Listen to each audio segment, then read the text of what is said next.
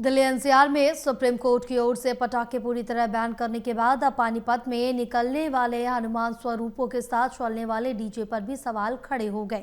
इतने पवित्र आयोजन में डीजे की ऊंची आवाज, अश्लील गाने चलाने और फुहड़ता वाला व्यवहार रुकना चाहिए और इस आपत्ति के बाद प्रशासन के रुख को देकर हनुमान सभाओं और दशहरा कमेटियों ने बैठकर अपनी बात रखी।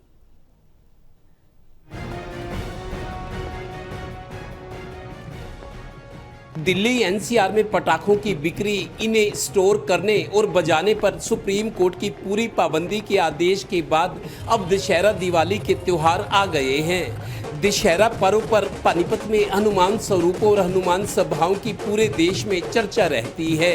यहाँ सैकड़ों की संख्या में हनुमान स्वरूप सड़कों पर निकलते हैं। इनके साथ चलने वाले डीजे पर हनुमान भक्त नाचते गाते निकलते हैं।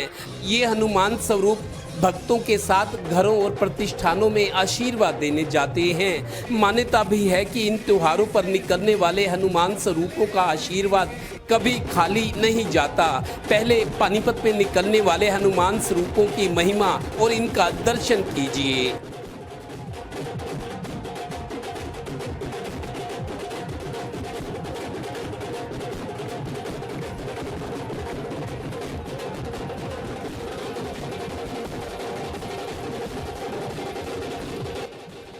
दरअसल दशहरा पर्व की तैयारियों के बीच हनुमान स्वरूपों के साथ डीजे बजाने को लेकर भी कुछ आपत्तियों के बीच प्रशासन डीजे पर पाबंदी लगा सकता है।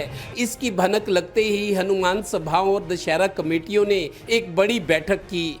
इन आयोजनों से जुड़े कुछ पदाधिकारी कि कितनी सकारात्मक चर्चा हुई और कितना उन्होंने हमें रिस्पांस दिया एडीसी साहब ने। साथ में उन्होंने ये भी बताया कि इसका हल जरूर निकाला जाएगा। देखो, इसमें कोई भी दो राय नहीं है कि अगर डीजे बजता है या बाजार में डीजे निकल रहा है, डीजे वाले को खुद को ही नहीं पता होता कि मेरे पीछे एम्बुलेंस आ रही है। ऐसा है, मेरी बात सुनो। बात श्रद्धा और विश्वास की है।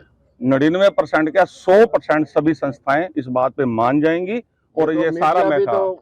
सबसे पहले तो मैं ये कहना चाहूंगा कि संत समाज को इन बातों के अंदर आना ही नहीं चाहिए। जिस तरह के ये बेस लगाते हैं, वे डीजों के ऊपर बेस लगाते हैं, लोगों के दिल तक धड़कते हैं, तो उसके ऊपर तो कम से कम कंट्रोल हुआ है ना। जो रात को 2-2, 3-3 बजे तक ये डीजे बजाने की बात करते हैं, उन पे कंट्रोल तो हुआ है।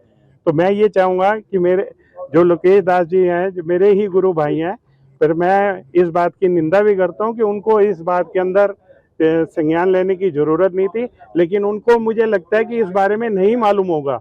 यहाँ के कुछ लोग उनको फोन करके इस बारे में कहा होगा तो उन्होंने बयानबाजी कर दी होगी। इस सारे घटनाक्रम के बीच हरिद्वार ऋषिकेश से आए आयोजनों से जुड़े महंत लोकेश दास की तीखी प्रतिक्रिया। दिवाली आए तो कोई पटाखे नहीं बजाएगा, जब होली आए तो पानी बचाने का ज्ञान सब देने लगते हैं, लेकिन जब दशहरे की बात है तो डीजे बैन हो गया। डीजे बैन नहीं होगा दशहरे पर।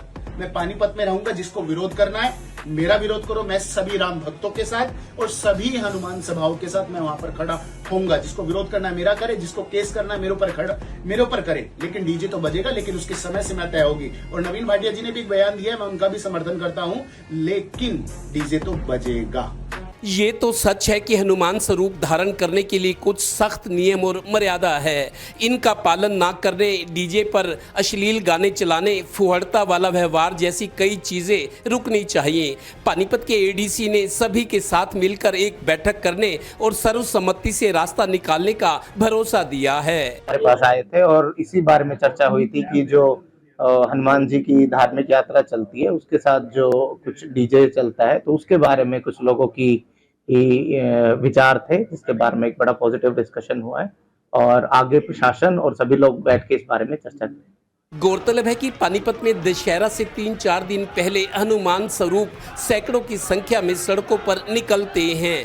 आस्था दिखाने और आशीर्वाद को हर कोई हाथ बांधे खड़ा रहता है, पर इस बार संयम जरूरी है, क्योंकि चारों युग प्रताप तुम्हारा, यानी हनुमान जी का प्रताप तो चारों युगों में रहा है, इसलिए मर्यादा जरूरी भी है। सहयोगी डिम्पी मल्होत्रा और श्रीनिवास के साथ Devendra Kathoria, total news, Panipat bureau.